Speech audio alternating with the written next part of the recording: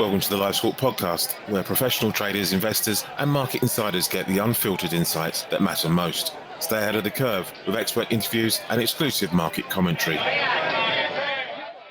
Hello, and welcome to Live Squawk's Market Talk Weekly. This is where we try and break down the key stories of the week gone by and the implications for the markets.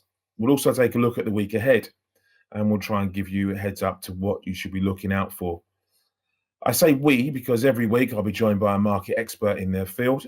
And this episode, I'm joined by a regular contributor and long-time trader, Beat Nussbaumer. Beat has 38 years of experience in the FX industry and worked for some of the largest institutions as market maker for UBS and Morgan Stanley, a macro proprietary trader for Goldman Sachs. And then in 2015, he founded Macro Beat. Macro Beat developed into a firm that is involved in educating traders of all levels, running successful chat rooms for FX traders and macro traders, as well as portfolio management for HNW. Hi, Beat. How you doing? Yes, hi, Harry. Not too bad. Thanks very much for having me. No, always a pleasure and always insightful. Okay, before we get into it, I just want to a quick bit of housekeeping here. The content provided on this channel is for the informational and educational purposes only. We're not licensed financial advisors, and none of the information shared should be considered as financial, investment, or trading advice. Please conduct your own research, consider your financial objectives, and consult a qualified financial professional before making any investment decisions. Investing and trading in financial markets carries risks, and past performance is not indicative of future results. We're not responsible for any losses or gains that may result from following the content on this channel. Okay, and with that, let's get into it. This week was a fairly quiet one in terms of top tier data, but we did hear quite a bit from the US president, and we'll go over what he said, I think, because he started really last weekend with a couple of Truth Social tweets out there as well.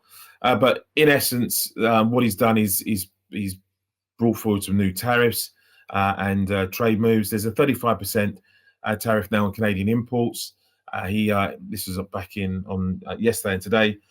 He unveiled a 35% tariff on a range of goods imported from Canada, effective August 1st, citing fentanyl smuggling and Canada's dairy trade practices as the impetus for his decision. There are also broader tariffs that will be introduced on August the 1st as he repositions the baseline for US tariff rate from 10% to a proposed 15 to 20% across multiple countries. Again, we saw Canada measure being a specific spike to 35%. In addition, Trump announced a 50% tariff on copper imports and sent tariff warning letters to between, I think it was up to 23 nations, including the likes of Vietnam, Japan, South Korea, and Brazil. More with Brazil in a minute. But amongst all that as well, he added, he reaffirmed tariff deadlines and emphasized that August 1st deadline for tariffs was a firm one, after earlier suggesting some flexibility may exist. In amongst all this, we saw rate decisions from the RBA and the RBNZ. On the RBA, they kind of surprised markets, really, and left markets on hold when everyone was expecting them to cut interest rates. And we'll take a look at that as well. And the RBNZ also were out this week as well. And we will then also look into the week ahead and the key data and events you should be aware of next week. So, Pete, with that in mind, let's get cracking then. And I think really it's all about the Trump. So what do you make of what we've seen so far this week? And again, between us now recording on a Friday afternoon, London time, and I don't know, Friday afternoon, London time in about an hour, things could change. Yeah. So, what are your thoughts? To be honest, first of all, if you just quickly exclude Trump for a short moment, It feels market-wise, I think since we've seen non-farm payrolls last Friday, it just feels as if the market on the dollar side has sort of slowed down a bit. We had a big downtrend in the dollar so far this year. I don't think the broader story is over, but it feels with non-farm payrolls coming in, give or take, all right, I think some of this additional pressure on the dollar has sort of subsided a little bit. And heading into summer, there's always this squeeze risk from existing positions. So I have become a little bit more aware of the tactical risk beyond the macro stories. And I think, heading into July, August is always famous that, people always say it's going to be a quiet summer, but, that never seems to happen. And we always get a trigger that seems to trigger some funny old moves. And obviously the biggest position out there is short dollars. Euro dollar has failed to make new highs. For the time being, we seem not to roll over, but it just feels, when I look at the dollar index, the downtrend has got a little bit stuck, a bit tired.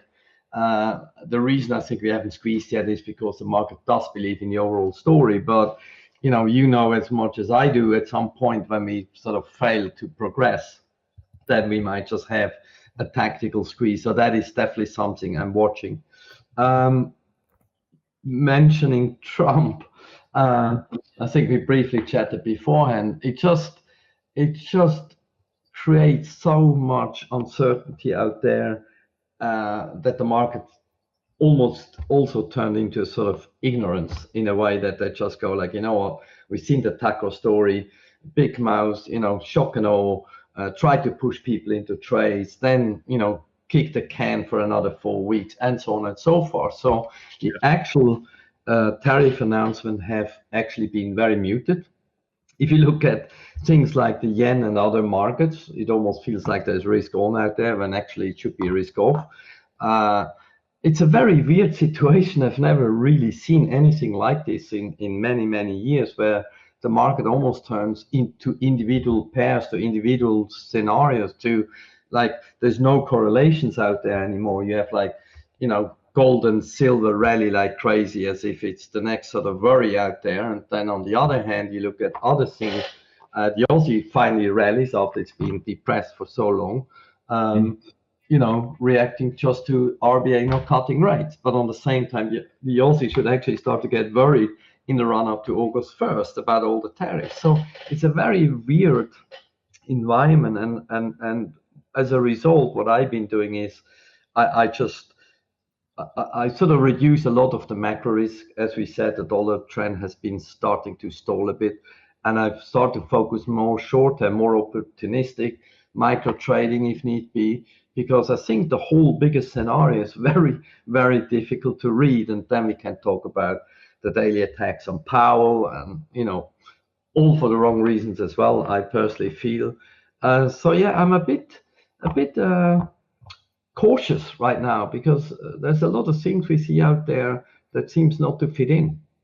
Do you think that your caution is reflected in what we're seeing in market moves? Obviously, as you said, we're going into the summer months, or July, August, we start to see things, the schools start to break up, and people go on their summer holidays. So there's a natural ebb and flow to the markets that we start to see a bit of a lull in what we see. But your caution, do you think that's reflected in what we're seeing across the markets at the moment? I think we got to a point where, as a trader, you always try to preempt, right? You try to read the market, you try to have a view, you try to be on board very early. The current situation, which with the unpredictability from Trump, just means that actually right now you wonder if actually react is cheaper than preempt. And right. I think this is personally what I do. This is what I think is the reason that some of the markets are a bit stuck. If you talk about the dollar, obviously the euro is a big beneficiary of this sort of what we call exit out of US investments into Europe, blah, blah, blah. And the euro is stuck. Why is it stuck? Yeah, we wait for Trump to say how much tariffs he's going to impose on Europe. Some say he's going to announce that today. It could be just a 10%, could be 20%, who knows? So I think we're in a situation where it just doesn't pay to preempt. And I think this is what happens right now, when the market goes like, you know what, we're not too far away from really knowing what's going to happen. So why not wait? And I think this is what I do. I think this is exactly what we see the market is doing. Yeah, like you say, it's probably cheaper in terms of exactly. You'd rather be late getting in than be wrong trying to get out. Yeah, especially when markets get a bit more illiquid into summer. So the entry exit cost, if you get it wrong, is just a lot higher in July and August. So it's just almost no point And if you react with the news, at least you should know where it's going. So it's kind of, yeah, you may be a little bit later, but at least you should know the direction. So in a sense, makes more sense to do that. Sorry, just to cut in quickly, because I want to bring in the RBA decision this week, just briefly. And they were expected to ease, and they decided to keep rates on hold, keep their powder dry. I think it was mentioned that there was a level of uncertainty. Majority of the board prefer to wait for the full Q2 CPI data, which we won't get to the end of this month, before cutting rates. And also there is that uncertainty out there that we've seen. From a pricing perspective, from a market perspective, and an Aussie dollar perspective, how did you deal with that? How did you face that? Yeah, to be honest, I have a bit of a soft spot for the Aussie, because I know, that's why I asked. When we talk about selling the dollar, then given Aussie has been depressed for all these China stories for the last 2-3 years, the Aussie is really underperforming. Now, the problem you have, it's almost like a bit an opportunity loss. The RBA was the last one to start to cut, so the Aussie should actually have rallied, and then when the RBA starts cutting, it should have started to come off. But it's on the opposite. It's sort of sold off with China and trade war and this and that. And now as they start cutting, it starts to rally, and obviously it rallied for the no cut. And so it's a bit of a weird situation to see the Aussie catching up now, where they actually should be more worried about things. And so I'm not as involved as I wish to be, other than I'm hiding some sterling shorts in sterling Aussie, but that's more a sterling view and the UK view. So I think it's very hard to trade, to tell you the truth, Harry. I wish to be more involved in the Aussie, because I think from a broader point, if the dollar story is here to stay, the Aussie is way undervalued. But we have, if Trump doesn't tackle in the run up to August 1, then maybe the market on the risk side is completely complacent. And equities might be way too high if he doesn't tackle. If he suddenly goes like, you know what, I warned you guys, I now going to follow through on all that I threatened, then suddenly we have a completely different situation. And I think it is that situation what probably means that you have to think on the one hand on the macro side, but you have to now also be very careful on the tactical side. That's where it comes from, preempt versus react. And I think we really got to that point where no matter which currency you talk about, no matter which asset you talk about, maybe it's exactly that. We need to really start to know real facts. There's been too much flip-flop and too much this and that, and at some point we all want to move on with our life. And hopefully this happens during July, when we get the final verdicts on all these trade deals and this and that. But maybe not. Maybe Trump just enjoys the limelight so much that he wants to be out there all year. Right? Well, this is a fear that I've got, is that while he's battling with all these countries and fighting the good fight for the American households, his popularity rating, and forget the polls, whatever, from his perspective, couldn't be better. So it probably pays for him to elongate the situation, because it's still, it covers any other, it masks any other issues that may be surfacing or maybe there, and keeps him in the spotlight as a hero. Keeps him in the spotlight as the savior and the crusader for the US, for the American. Yes. To be honest, I think, even though I don't, that next thing I mentioned may not be much to do with macro or anything, but on the cabinet meeting, the Epstein question came up. And the Twitter is on fire. Even MAGA is on fire ever since. So Epstein releasing all these details was on the election ticket for Trump. So what we start to see, and he has to be very careful, he starts to actually, go against the base in some of the areas where people start to ask questions. The other thing I think, which we will see, you will mention, in the week ahead, what we have with US CPI next week. Price, so at some point, whether or not prices really start to go up, which in theory they should do if you talk about tariffs. So if the US consumer suddenly starts to realize that actually they were lied to in order that it's actually not foreign countries paying the tariffs, it's actually the US consumer paying tariffs. So this could unravel rather quickly. Right now, you're absolutely right. He's on this wave, the beautiful bill and all this nonsense, really.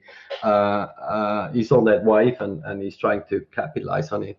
But I wonder if he's at the peak right now in terms of this, and the reality starts actually to hit. And if I'm at it, I also have to maybe mention Besant. And Besant is someone which I regard very highly, and I thought it was great when I heard that he was nominated U.S. Treasury Secretary. So I felt there's an adult in the room. And in the meantime, he has fallen for politics, and he started to talk the same language as Trump, which is a bit worrying in that sense that the whole cabinet starts to follow the same party line, which is actually in many ways just completely wrong. Well, it's wrong in any sense, because you don't want, as a leader, you don't want yes men and women. You want people to confront you and to question your choices in a positive sense, because you want to get the best outcome. If everyone follows your lead, it leads you down a path that is simply your choice and not a collective choice, and that's dangerous. To be honest, I mean, it looks like 10 years 440, right? At some point, I can't remember, the low was 370 or whatever, and suddenly they now look for the booman to blame that when they have to roll their $9 trillion, especially Besant has to roll $9 trillion of debt. Suddenly that whole thing didn't work out, because if you remember when Team Besant Trump started, 10-year yields was suddenly the new benchmark. It wasn't S&P, it wasn't Nasdaq, it was the 10-year yield.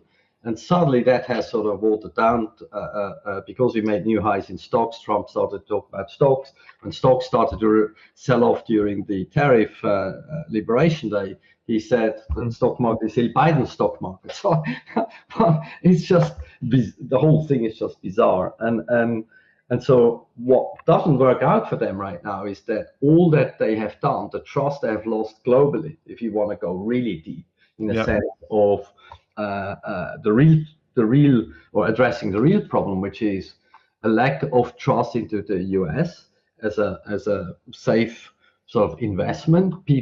Foreigners definitely started to reduce US investment and put it into the euro area. We've seen it in the bond flows, you've seen it in the dollar flow. And so there is a price to pay on the US treasuries. And as much as you try to blame the Fed for it, because you and I know Fed funds are not really where the music plays in regards to the market. And if the Fed starts to react under political pressure, you start to see the long end going even higher. So I think the dangerous game is playing, I think, trying to blame, and not just Trump, but some of his officials as well, trying to play the political card with Powell and saying that he's turned political, because and they understand this better than maybe the average American. Powell doesn't work in a silo. He doesn't work on his own. He works on a committee of a board of policymakers there and rate setters to come to the decision they do. And so it seems a little bit ridiculous to say he's the politicizing the Fed when it's almost the opposite. And by commenting so much on Powell and blaming him and saying that he's politicized it is really causing that lack of distance that the Fed must have with whatever government is in at the time. Correct. So I think it's just quickly on the bond side, for those who, something else happened this week. The Treasury announced, well, first we got the big beautiful bill, which meant another $5 trillion increase in the debt limit. We're getting to very, very heady heights there. But it's plans to use bills in order to make up that distance. So it's lifting its level of issuance of short-term benchmark bills, specifically the 4, 6, and 8 week bills, and staying clear of cash management bills at the moment. So that happened last week. So that Treasury announcement during the week as well. We led to some steepening in the curve. It was kind of predicted, so it wasn't an ultimate shock to the market on that front. To stay with the Fed quickly as well, there was a story from the Wall Street Journal this week that 2 Republicans named Kevin are vying to be the next chairman of the Fed Reserve. One is rising to the top of the list of potential candidates, while the other is facing skepticism from Trump's allies. So Kevin Hassett is one of those officials, and former Fed Governor Walsh is the other. He's not part of the inner circle, says the article from the Wall Street Journal. Is there a danger then that when the Fed appoints, when the government appoints the new Fed chair, and bearing in mind this is into next year, that the markets will start to hedge what they will see as a dovish governor? Good question. I think we in such a mess right now of overflow of really big events, from the tariff story, from all these things that are going on, that I think it's almost too far away right now for the market to worry about. Right. Also, for the very moment that you mentioned, the important part, which is, you're talking about one figure. You have a channel board right now. Yes, we see a few members have turned more dovish. When I saw the one Kevin, his comments a day before the story broke on him being on the list, I had to laugh, because I saw like, oh, there's so much talk, dovish talk, as if he wants to get the job, and a day later it's in the Wall Street Journal that he's one of the names. So I don't think the Fed workings are going to change. And so I think there's still enough adults in the Fed that will continue to do what they do, which is analyze what they think they have to do. Could they tweak a bit more dovish just to get a bit of peace? Maybe. But I think as so early on, I think, when is the term over? Is it April 26th or June 26th? I think it's too far out. I really do. I think we have so many other things to worry about right now.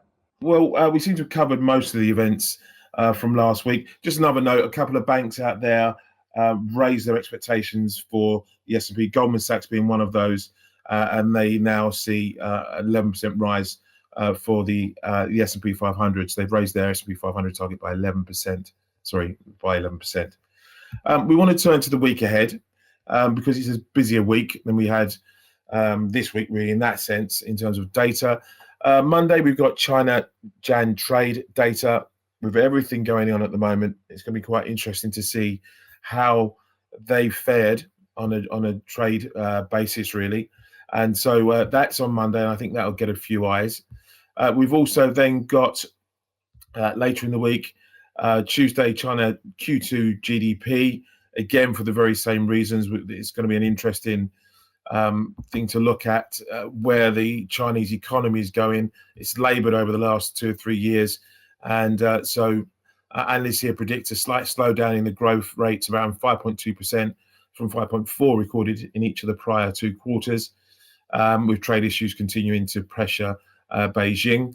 We'll have ZEW, investor sentiment. Again, it'd be interesting to see how this works out, because as Pete said, we've got some reinvestment maybe into Europe out of the US as portfolio managers diversify and look for a non-dollar safe play in one respect. But it's really the jewel in next week's crown is going to be US June CPI. I know the Fed looks at the core PCE measure, deflator measure, as its gauge, but this is the first of the inflation reports we get from the US on a monthly basis. So therefore, this really gets more reaction. Analysts are looking for an increase in the headline rate to 2.6 on an annual basis versus 2.4 in May. Observers already saying the Fed cut is unlikely on the 30th of July, with higher consumer prices should support the hawks within the committee or the board, the FOMC. So that's going to be key. We'll have Canadian CPI out as well on the same day, and UK CPI on the Wednesday following. Again, we saw GDP data out today that was disappointing from the UK, which puts heaps more pressure on the UK Finance Minister, Rachel Reeves, and her plans to grow the economy and to give the requisite cash for the government's key projects. We've got jobless data out on Thursday for the UK as well, and then US retail sales, and that has been up and down, and it's going to be very interesting to see where we go with that. It's a flat month is predicted for the indicator after May's fall of 0.9%, the biggest in 4 months, and the April drop of 0.1%. So a busier week on the data front for sure, and no doubt we'll get more from President Trump. Pete, from your perspective, looking into next week, how are you playing? I mean, we know you're playing it from the short game, and in terms of you're not getting too involved in maybe your principled trades at the moment and trying to smash and grab. Where do you see some opportunities next week from the data perspective anyway? I definitely have a high focus on sterling. I'm a big sterling bear, have been all year, and I think the only reason sterling is not already lower is because, with all the hype in the US, the sterling, the UK story kind of always goes away a little bit. But I think we got a little bit the taster again with the GDP data today. So I think any sort of further hint, let's say, so UK CPI, I will have a big focus. So sterling is still one of the positions I keep and expand. I'm more cautious, like I said, on the US and the dollar side, but UK data, very, very close focus on. And then obviously, no doubt about it, the CPI, and CPI this time, I might actually trade both ways, meaning if you were to see a beat, I think this could really trigger this dollar short squeeze we talked about, where dollar downside start to stall. And nothing to do with there is a reason to buy dollar when CPI is high. It's more to do with, I think the dollar downtrend needed fresh fuel, and it just runs out of fuel now that non-farm payrolls didn't create the fuel. So we need something else. So we would need a benign CPI to maybe get a fresh sort of leg in the dollar down. And if we don't get that, then maybe, like we said in the introduction, I feel tactically we're at a point where if we're not getting the fuel for the next leg, for once we may just have a little squeeze. So I'm big focus, as you pointed out, US CPI. I do a smash and grab there. On the UK, I'm just interested in extending sterling shorts because I think that is the next story. I think UK just looks horrible from a macro point of view, and there's just no solution out there at all. That's interesting. I don't disagree with what you're saying. And so more mechanical move for the dollar as opposed to anything, again, more principled on that front. Yeah. And that's interesting, really, going into a busier week. We have G20 finance ministers and central bank governors will meet on the 17th, 18th of July in South Africa. EU's Foreign Affairs Council focusing on trade with US and China, set to take place on the 14th in Brussels as well. So from a geopolitical perspective, there's enough going on really to keep traders interested, aside from the data aspect. But there's enough next week to drive some price action, I guess. But I warn, or caution rather, that we're going to start seeing thinner volumes go through some of these markets because, as I said, with holidays now upon us and school holidays, some schools rather have broken up already. You'll start to see, I think, some thinner trading, and therefore can potentially lead to more volatile action around data and sometimes in the vacuum of data. So one to watch there. Listen, B, thank you very much for your time. Again, just getting the perspective of a long-term trader is just really interesting and something that I think for those of us or those that trade, I don't trade, but those that do trade should pay attention to. And what you lack in experience, you can gain from listening to people as yourself who have been around the block, if you don't mind me saying, a few times. No, I don't mind you saying. Everyone who's Googled me is going to probably find out anyway. So thanks very much for having me. As always, absolute pleasure to be part of this. No, brilliant. Thank you. On another note, just quickly, just a bit of housekeeping. We've got the start of earnings season, Q2 earnings season coming up next week with the banks kicking off on Tuesday. And you've got semiconductor firms such as ASML and TSMC also reporting next week. That will be interesting from the perspective just to see what their forecasters are looking for not so much what we've seen in Q2, because we're looking in the back mirror, what they're forecasting for the second half of this year. So with that in mind, have a good weekend, everyone. Stay lucky with your trading, and we'll see you again for another episode next week. Thank you very much. Thanks for tuning into the Live Sport podcast. Your edge in the market starts here. Subscribe now.